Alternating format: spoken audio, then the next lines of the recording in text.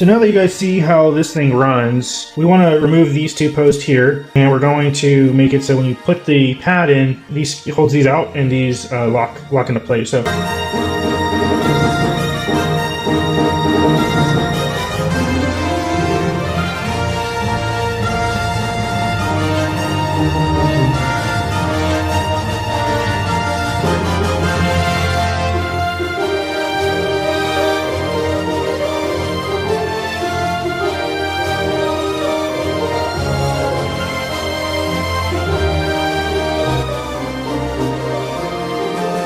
two pieces are just designed in the CAD model. Then you put these in a little bit of an angle. Snap that right in. Look at this. Boom. And this goes in here.